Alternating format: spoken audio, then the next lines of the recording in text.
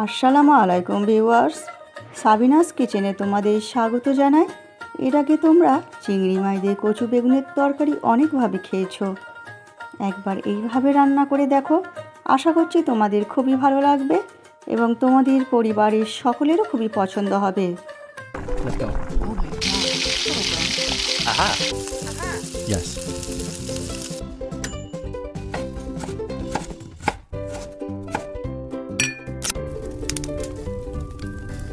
Wow.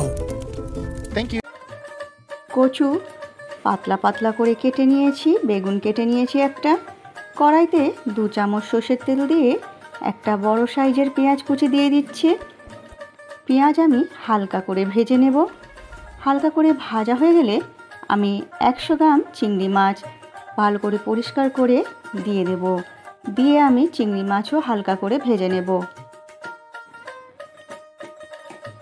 চিংড়ি মাছ ভাজা হয়ে গেলে 1 চামচ আদা রসুন বাটা দিয়ে দেব।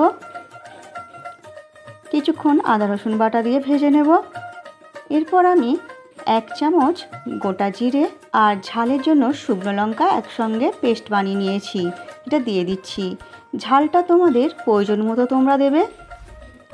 পরিমাণ মতো লবণ দিয়ে দিচ্ছি। 1/2 চামচ হলুদ গুঁড়ো দিয়ে আমি মশলা কিছুক্ষণ কষিয়ে নেব।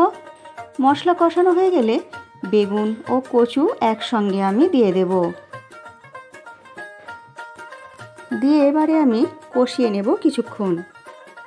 আমার রেসিপিটি তোমাদের এই পর্যন্ত পছন্দ হলে একটা লাইক করে দিও এবং পরবর্তী রেসিপি কী পেতে চাও সেটাও কমেন্ট করে জানিও।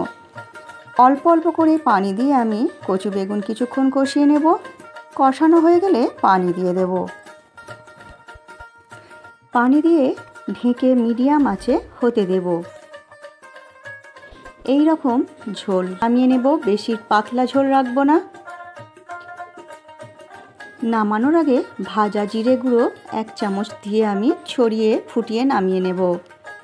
আমার রেসিপিটি তোমাদের কেমন লাগলো কমেন্ট করে জানিও এবং ভালো লাগলে বন্ধুবান্ধবের মাঝেও শেয়ার করে দিও। কচু ভালো করে সেদ্ধ হয়ে গেছে। এরপর তোমরা গরম গরম ভাত রুটির সঙ্গে পরিবেশন করো।